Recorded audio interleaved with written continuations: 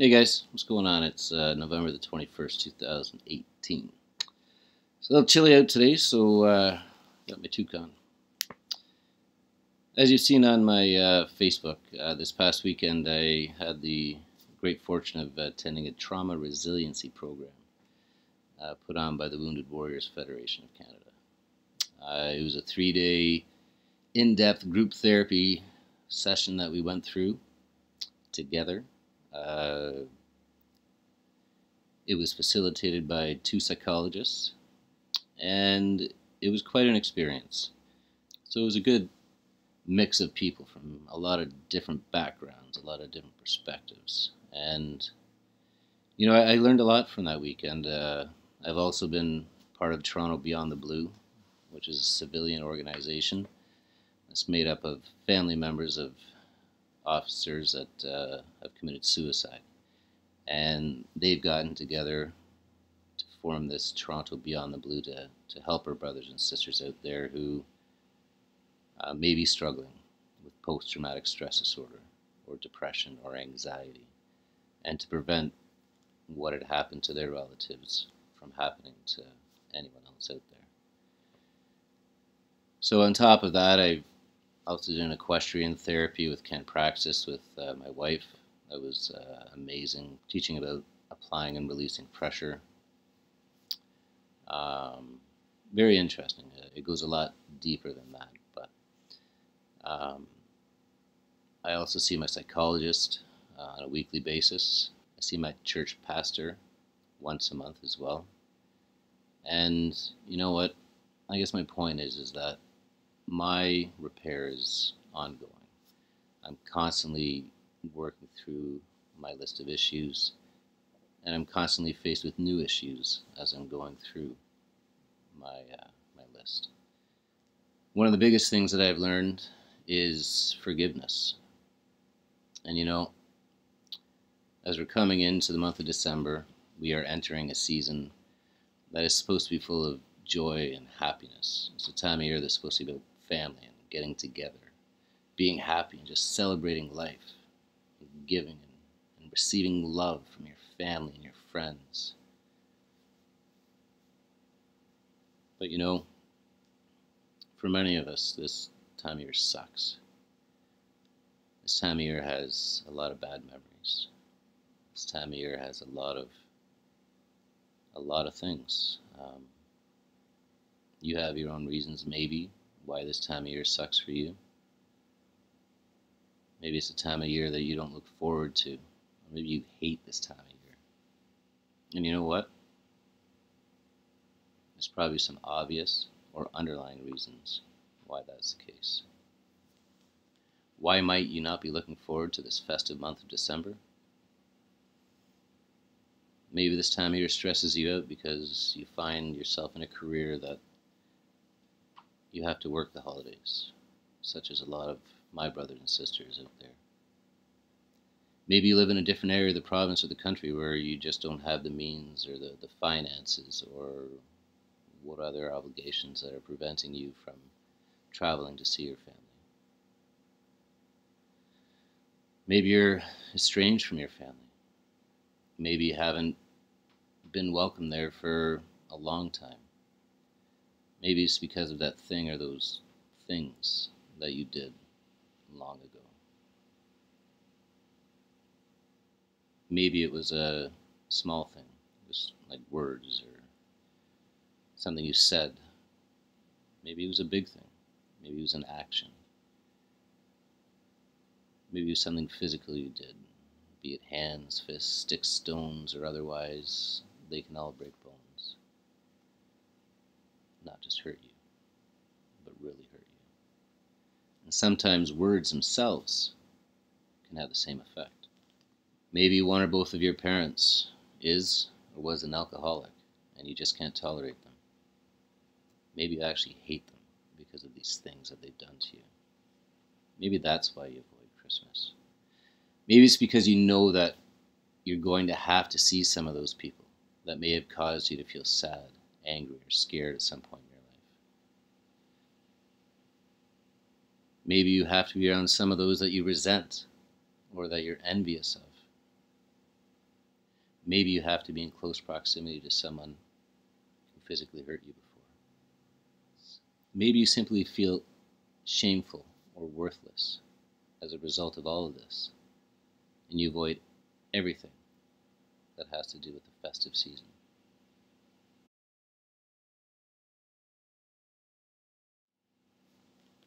This time of year can be tough, man. I get it, man. Like, I've had some trauma happen to me over this time of year. In fact, just last year, as you know, I was locked up in a psychiatric ward for 21 days, separated from my family over this so-called festive season. So I know it. I know some of what you might be feeling. I know that there is a little bit of maybe fear, anxiety, sadness. Who knows, as we approach this month of December. And you know what? Those 21 days of me being locked up in the hospital added 53 events to my list of trauma, which is now over 100. It was something that was severely traumatizing for me and had a lot of bad effects on my life. And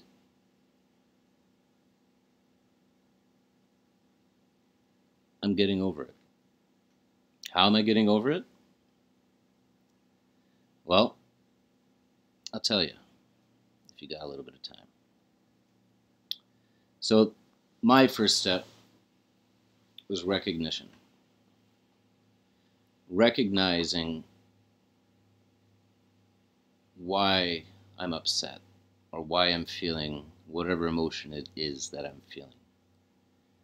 And then dealing with it and getting rid of it. Just like that. Sounds easy, right? No, it's actually pretty far from it. But it's not impossible. It's not an insurmountable task that you cannot overcome. You are bigger, you are stronger than anything that you're going to have to deal with. And my next step was to make a list of traumatic events, starting from birth all the way up to present day, 45 years later. Breaking it down from 0 to 5, 5 to 10, 10 to 20, 20 to 30, and so on and so forth. And writing down a list of every single traumatic event. Every event where I was traumatized or where I caused trauma to somebody else. And if you take a moment just to think on that.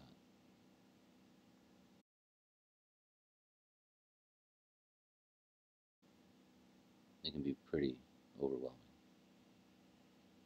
But it's a necessary step. It's the first step to recovery is recognition. Recognizing what's bothering you. Why do you feel the way that you feel? Why are you in the position you're in right now? Why do you have anxiety? Why do you have depression? Why do you have suicidal thoughts? Why do you have post-traumatic stress disorder? Dig deep. Dig deep. It's the only way you're going to find it.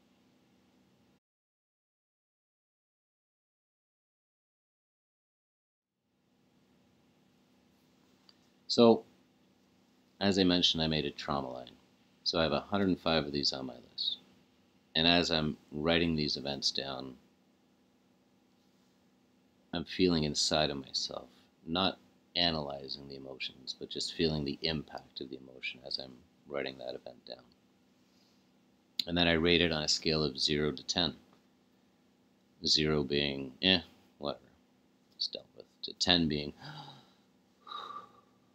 wow, like maybe even crying or being angry while you're writing this event down.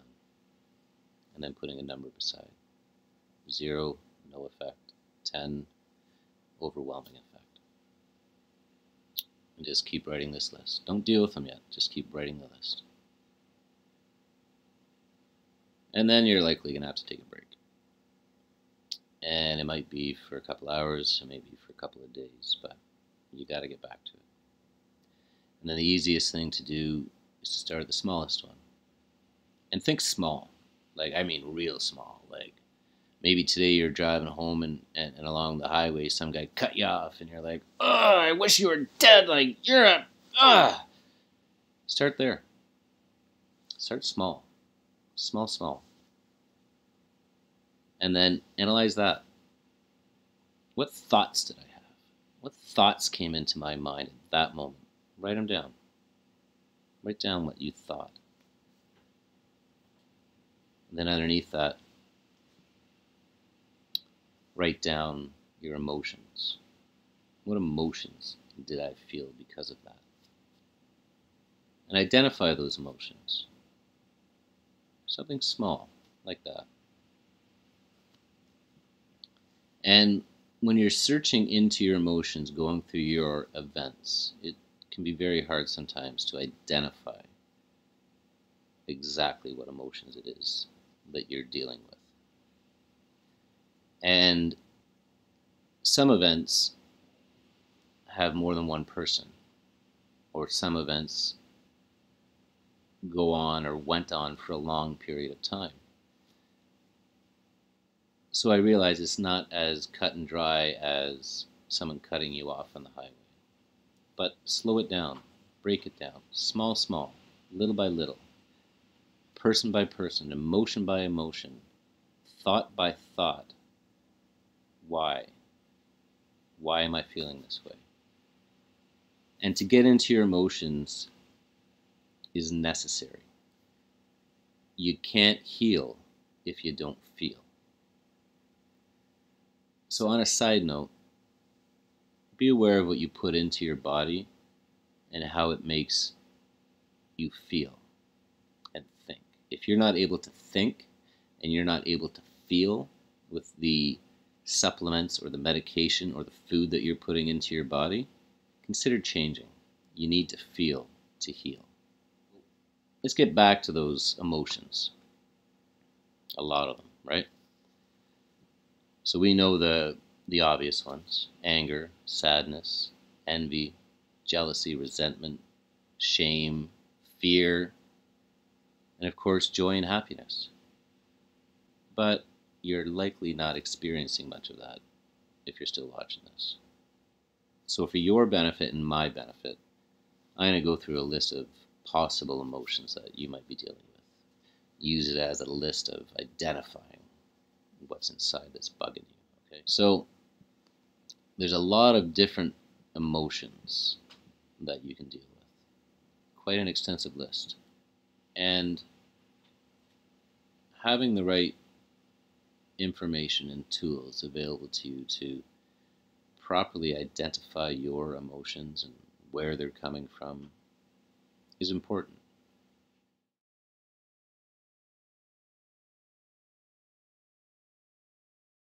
So I'll give you a quick example from the course I was on over the weekend. We're sitting in a group, and there's 8 of us there with 2 psychologists, and one of the guys starts talking about how he has a service dog and how he feels that people are always judging him because of this dog and thinking negative thoughts about him and constantly feels that way, you know. And I said, you know what, I don't look at you that way. I look at you as someone who I am very proud of, someone who has probably put their life on the line for us and has gone through a tremendous amount of horror and trauma to necessitate having this dog. And one of the psychologists said, Jason, sorry, we're not dealing with that side of things right now. We're just exploring his feelings. And it destroyed me. As small as that might have been, it just made me go right back into my hole. And I just sat there and I wasn't really participating anymore. And at the break, the one psychologist came up to me and said, hey Jay, you know what, I'd like to have a redo. I recognize that my delivery and what I said didn't come out in the best way possible, and I definitely noticed that it had a negative effect on me. So I just like to say I'm sorry about what I said, and I hope that we can go back in there and be okay. So I'm like, cool, thank you very much, I appreciate that.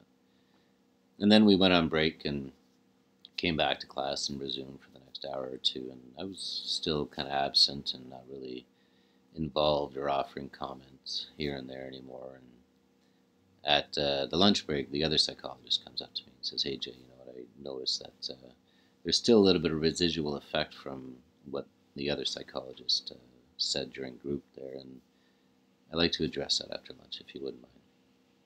So I said, "Yep, no problem. Probably a good idea." So I went into my quiet place and I started to do a little bit of writing, and I started to break down why that affected me. And I started with my thoughts, and I wrote down, why did what the psychologist said to me bother me? What was I thinking? Well, I was thinking, in my mind, I was told to shut up. I was told that my opinion didn't matter. I was told that I was doing wrong. I was told that I was wrong. I was told that I had made a mistake. Therefore, I am a mistake. Those are my thoughts. Like, not to say that they're reasonable, because they're not, but those are my thoughts. So I then broke them down into my feelings. How did this actually make me feel? And I went into that list. And I came up with a quick list. So it made me feel devalued, incompetent, worthless, depressed. I began to feel unbelief in myself, accused by others, self-accusation, rejection by others, self-rejection, fear of rejection, heaviness, oppression, loneliness, victimization, isolation, self-conflict, shame, insecurity, lack of self-esteem, fear of failure, fear of being vulnerable, self-bitterness, self-rejection, self-doubt, self-questioning, self-condemnation, fear of failure, fear of rejection, fear of abandonment, fear of being alone, fear of judgment, fear of criticism by others, fear of embarrassment, fear of harassment, fear of humiliation, worry, anxiety, introversion, and it all resulted in me feeling isolated, back in that hospital room, lying in the corner, crying my eyes out in a pool of snot, no one listening to me. And that's where it brought me to, and that is why I reacted the way that I did.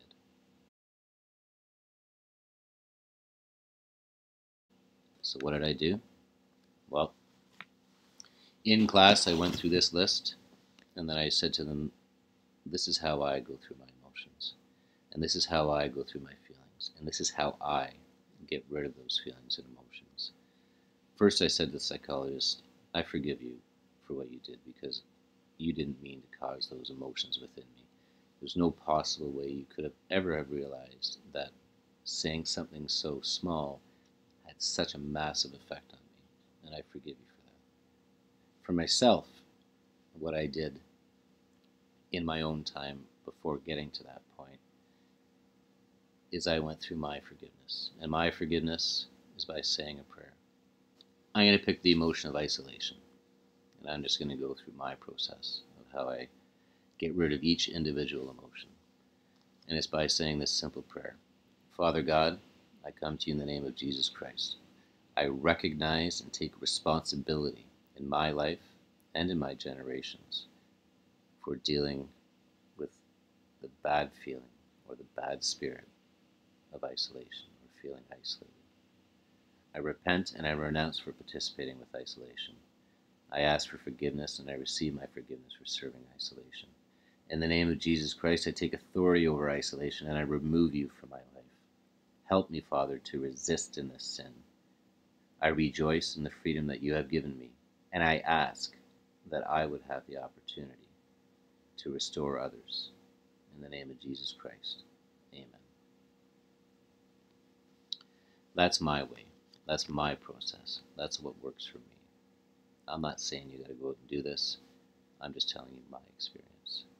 So the 8 R's to recovery, and you heard them in that prayer, are recognize, take responsibility, repent, renounce, remove it from your life, resist it every time it comes back into your head, And you can be happy and rejoice in the fact that you've released yourself and are now free. And now you have the power to go out and restore others and to help others along their journey.